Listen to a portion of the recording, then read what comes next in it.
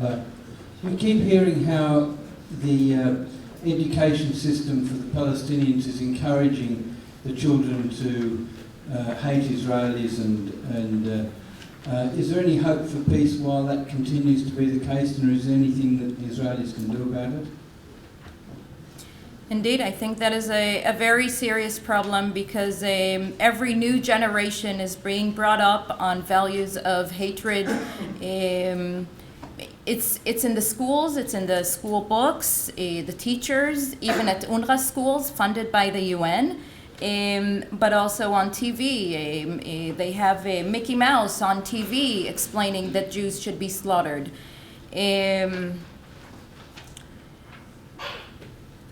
I would say it doesn't look very optimistic. However, prior to Anwar Sadat visiting Israel in 1977, if you had asked the average Israeli or the average Egyptian if they think that a peace agreement between Israel and Egypt is realistic, the answer most probably would have been no. After his arrival and speaking in the Knesset, it opened the hearts of Israelis, and the approach changed very, very rapidly. I think that gestures that build the confidence and trust and express the goodwill can go a very, very long way.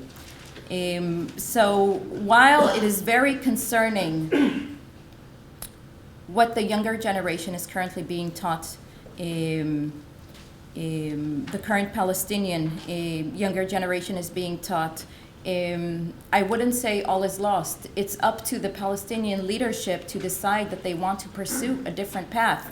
I mean, they constantly speak of hope for their people. They are giving them no hope by bringing them up in this way. Hopefully, at some point, they will take the decision to pursue a different path, and hopefully also the international community, which is often very keen on pressuring Israel, will turn also to the Palestinians. And this is again, this is even, you see UNRWA schools, it's the UN relief. It's a different topic, but the only case of refugees having a separate agency in the world is UNRWA. All the rest of the refugees in the world are handled by a different organ. In UNRWA schools, you see the teachers teaching incitement, and the children, young children, chanting after the teacher, "Palestine is ours from the water to the water," meaning from the Jordan River to the sea. No Israel. There will have to be a change in order to make a peace possible, but we do have to believe that it is possible. Thank you. Another question is right over the other end. I'm sorry, you said short questions, but you never said short answers. No, that's fine. Thank you very much. You would like to hear it. Thank you. Hi, thank you. So I won't name the school, but I was running a program the other day, and we were talking about religious discrimination, and a Jewish student said to me that their solution to the problems in the Middle East would be to remove all the Muslims and kill them. So my question to you is, we talk a lot about incitement, and these acts that are happening in Israel at the moment are terrible and no justification, but what can we do in our Jewish community to stop incitement back at the other side? Like, what measures can we do in terms of these sort of talks and this sort of discussion to not incite, to still support Israel, but then not incite violence back at the Palestinians? I think, as is the case the other way around, I think there is much importance in leaders, be it political leaders, religious leaders, spiritual leaders, to take a stand against any form of incitement. As, by the way, Netanyahu and other leaders in Israel are taking a stand when some extreme elements in Israeli society are inciting or provoking or behaving in a way that is not constructive. There is no other way other than for people to speak up when a wrong is being done. Thank you. There's a question in the front row here. The microphone's coming around.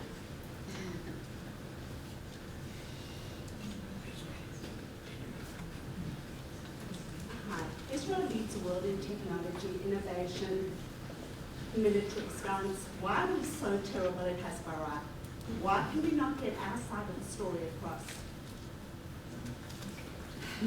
It's a recurring theme, what you're bringing up. I don't know if it's that we're so terrible at Hasbara. Hasbara, for those not familiar with the Israeli word, is the translation is explanation. It indicates also the assumption that if you just explained things, then people would get it. I think often when it comes to Israel and when it comes to what we are dealing with, people don't necessarily want to hear. They don't want to know the facts. They don't want to be confused with the facts. And it's not necessarily about have we explained or not explained. There is also a reality out there that we're dealing with that is not just about whether we've explained to them or not. That being said, I think that over the years there is definitely an improvement. I can say from my perspective, from the Ministry of Foreign Affairs, working there for 11 years now, there is a lot more awareness in Israel for the need to have the information out there, as quickly as possible. We sometimes have the lower hand because sometimes, I can give you an example, for example, with a flotilla. The flotilla, we were basically, in the international media, we were massacred as it happened. Because the other side immediately went out with information, with releasing a certain narrative, while on our side, we have to check the facts, and we have a process in the IDF, and we don't get out the information until we verify that it is indeed accurate information. By the time we had the information out, the framing had already been set. And we do have sometimes the lower hand because the other side doesn't have any responsibility to the truth or to getting the facts out there. It just wants to get the story out there. It's a challenge that we'll continue to face. And I have to say, being here among many friends of Israel, there is a very important role also for people such as yourselves in assisting Israel with Hasbara, because I think it's very helpful. It's one thing when Hasbara is being done by the Israeli officials. It's another thing when people in the different communities engage and from their point of view, not necessarily representing Israel officially, when they tell the story, when they, for example, engage and explain that this whole claim of apartheid in Israel is BS. So I think, yeah, it's a challenge that we will continue to face, and I think we can use all the help that we can get. Before taking the next question, I'd just like to welcome our newest guest in the room, the Honourable James Merlino, Deputy Premier and Minister of Education. James, thank you very much for joining us this evening.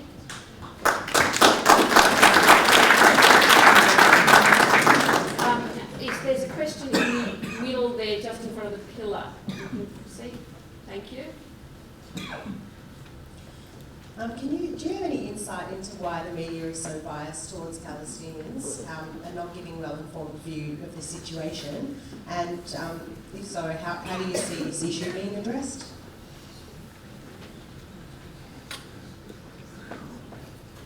I think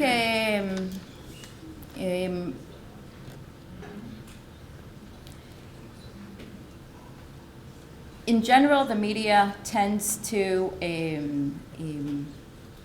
accept and even assist the framing that the Palestinians are trying to sell. We have seen it just now. I think also on the invitation for this evening, there were some headlines with regards to the current situation.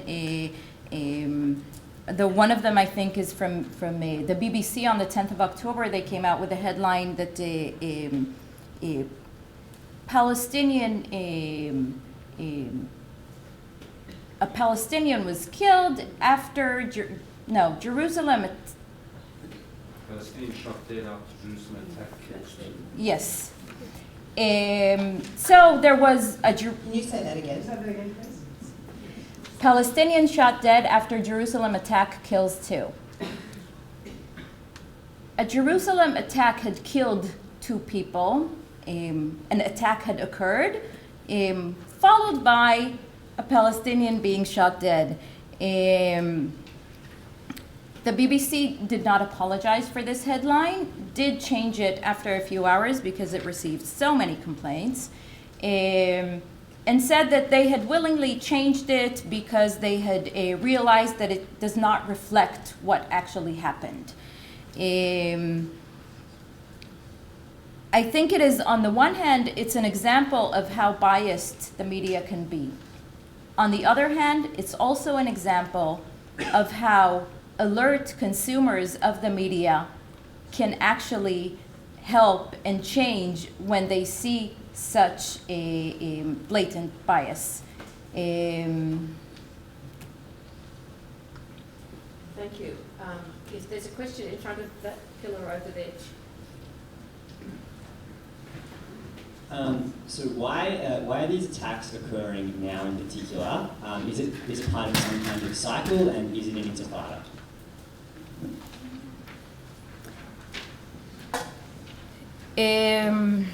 Why they are occurring, sufficient is to see the incitement. In September already, Mahmoud Abbas spoke on TV saying that every drop of Jewish blood spilt in Jerusalem is welcome. These sort of expressions, they go a long way. There are videos in the social media by the Fatah, by Hamas, by ISIS, encouraging Palestinians to go out and attack Jews, attack Israelis. If it's an intifada or not, it is not, I've referred to this, it is not an organized wave of terror now, what is going on. It is different, mostly youngsters taking initiative, being influenced by this incitement, and acting on it. It's difficult to say where it will lead, but definitely if we don't see the Palestinian leadership taking a stand against what is going on, we will not see the situation resolve itself. Today, Mahmoud Abbas is scheduled to speak at a special meeting at the UN Human Rights Council in Geneva. He's been given the stage, although he is not a member state of the UN, he is not a head of state, and in such a forum, one can assume that he's not going to speak to calm down what is going on. And yet he's receiving the stage. We will see what he chooses to do, how he chooses to express himself, not just him, also other leaders, the spiritual leaders, the religious leaders. It's difficult to say where this will lead, but a lot is up to the leadership and what they tell their public. Yeah, we'll go at the very back.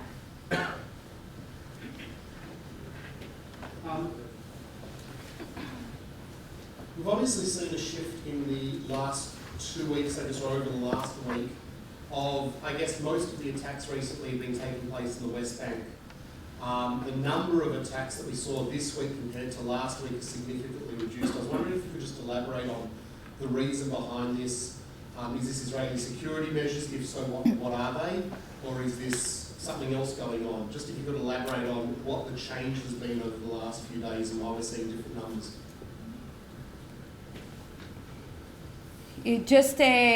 Just yesterday, there were 2 attacks foiled. There were another 2 teenage Palestinian girls who were caught with knives in their bags.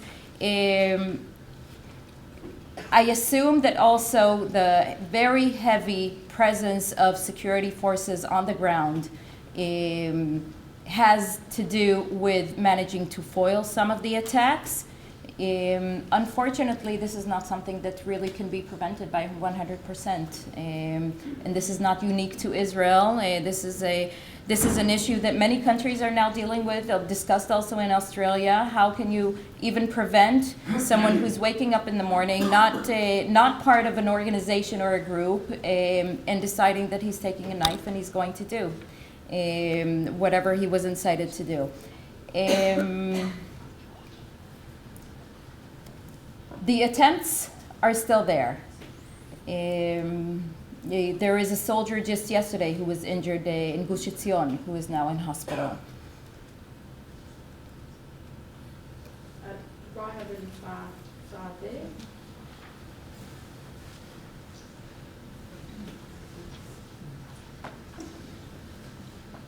Earlier you implied that Israel hasn't used excessive force in responding to the security situation.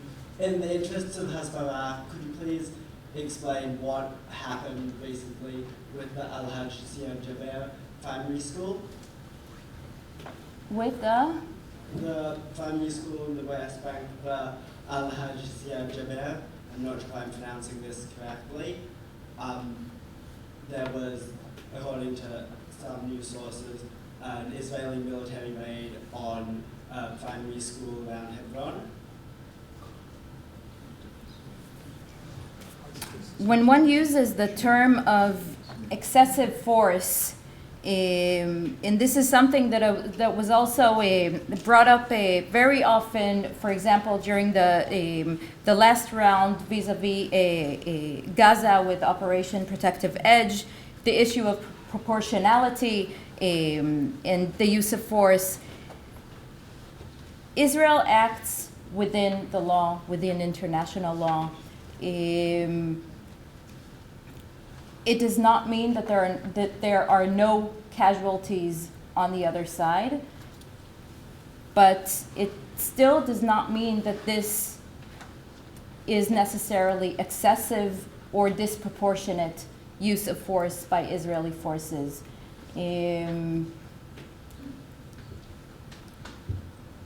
When there is a need that the security see in a location or with the arrest of certain elements, they have the duty to do whatever it is that needs to be done to protect Israeli civilians. And I think that is the expectation that any citizen in any country expects his security forces to do for him. Yeah.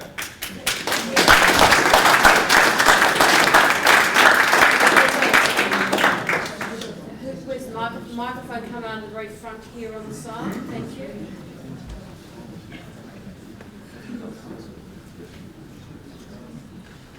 Just that's right. Thank you. Hi there.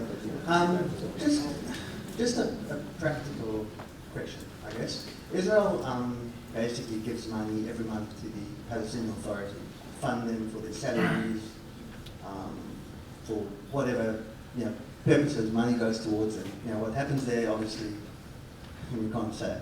But this incitement that goes on by led by Abbas, who is certainly can't be considered a moderate, when all official Palestinian Authority broadcasts have incitement. between by official imams on official Palestinian TV. Get to the question. So why shouldn't that funding be contingent upon incitement? Because if there's clear documented incitement, why should funding continue? And if not by Israel, then surely an independent body can monitor it, because these are clearly documented cases. They aren't hearsay. When you refer to funding, I just have to clarify that the money that is being transferred to the Palestinian Authority by Israel on a regular basis is actually Palestinian money collected by Israel. It is Palestinian money. It is taxes. It is money that we are, through our agreements and arrangements, we are assisting them in collecting and transferring. The measure of freezing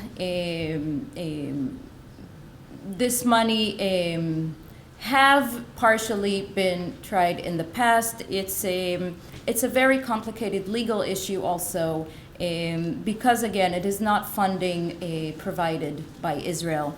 But I do know, for example, that currently the U.S. is in fact looking at taking exactly these measures of decreasing the funding that the Palestinians are receiving from the U.S. In light of the incitement, in the hopes of trying to use that as leverage to get them also to change course of action. Yeah, at the very back and then across there. Thank you. I was just wondering, in your opinion, who you think are our strongest partners for peace in both the Israeli and Palestinian communities, if there are any left partners? The partner for peace on any side has to be the leader and the one who can actually deliver. Because I think as peoples, I think the majority want to live their life in peace.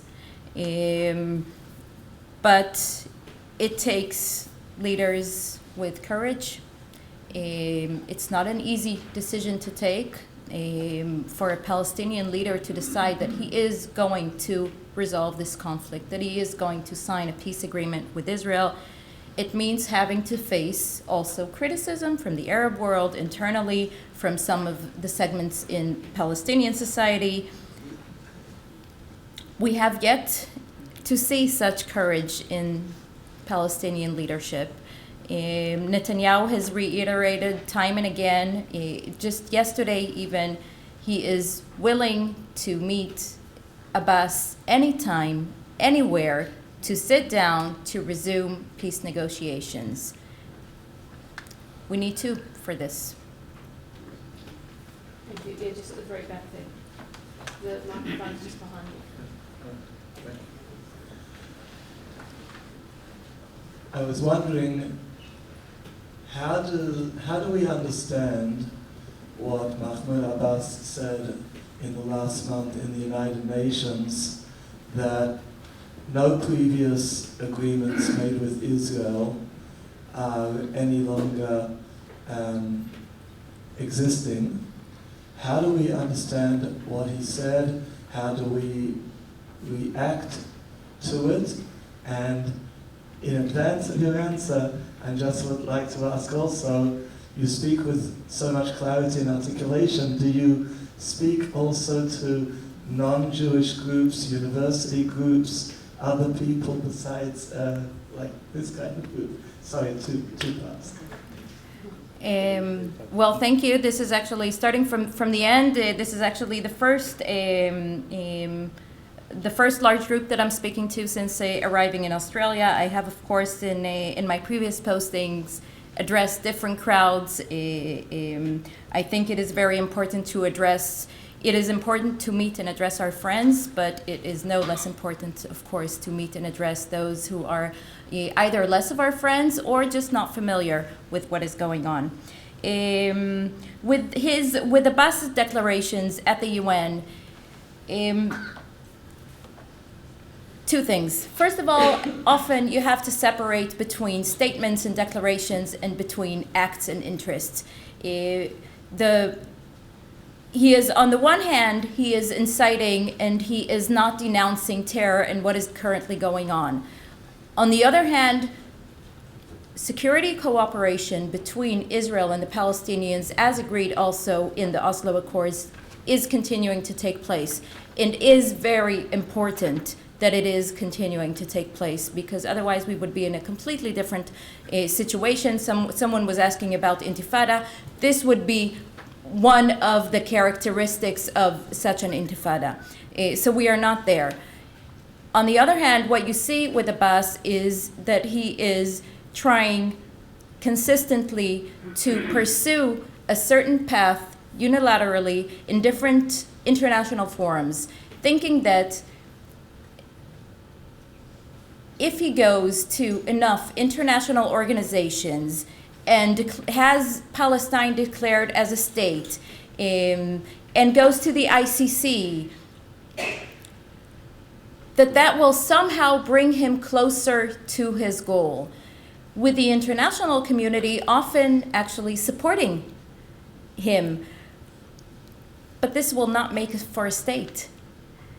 And I think in this sense, the international community is not only doing wrong by Israel, it is doing wrong by the Palestinians. Because what they are doing by putting the pressure on Israel, and often even this, if I may say so, obsession with the settlements as the only obstacle to peace, they are allowing Abbas to pursue a unilateral approach, which is very, very far from the route of direct negotiations. And in the end, there will not be a Palestinian state without these direct negotiations, without agreed upon borders, without an agreed upon a solution for the issues of refugees, for the issues of Jerusalem, for all of the issues that need to be discussed in direct negotiations by the two parties.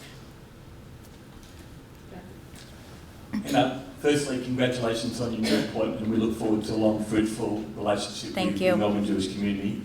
My question is regarding the true democracy of Israel, and if you like, we see a number of Arab members of parliament that have come out inciting some of the violence and have made some really obscene comments publicly. What has the reaction been on the ground in Israel about that? And has there been potentially any legal challenges or any further discussions about their role as elected representatives countering, attacking and talking up against the state that they're meant to be representing? I think the point that you're bringing up is one that is receiving considerable discussion in Israel. Because indeed we have seen some very, very problematic statements. Even just today, we had another Arab Knesset member go to the Temple Mount and issue different statements against the state of Israel, etc. It's a very fine line. It's a very fine legal line. But I have to say it is also what I take pride in, because it is part of what makes us a true democracy. You can say almost anything in Israel.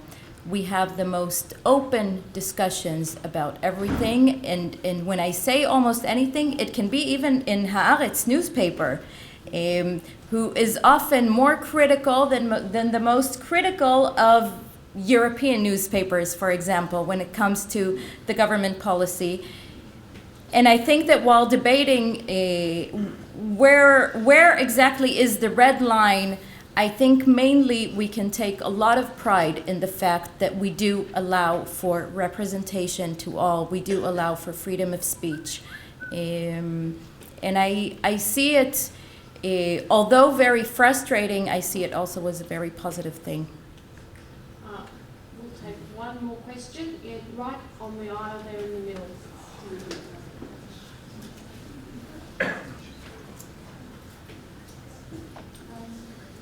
What can Israel do to make the world understand that similar events occurring in France and Brussels and in the Jewish Museum and even in Melbourne, to help the world understand what is being dealt with is not nationalism but rather religious fundamentalism?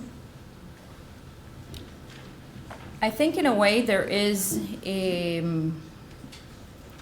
more understanding with these terror attacks, with internationally, with also this growing awareness of ISIS and the dangers that it poses, with many countries seeing their own citizens traveling to fight and be involved in Syria and Iraq, coming back, the danger that it poses to them back home. I think in a way it's drawing us closer, and perhaps even bringing to more understanding of what we're dealing with. I recently saw here that after the attack by the 15-year-old here in Australia, there were discussions here about the age 14 or 16, what is allowed, detention. This is, for example, a topic that Israel has been criticized for so often and for so long, about the detention of minors and how minors are being treated, etc. And I think that with these unfortunate occurrences also around the world, there is a realization that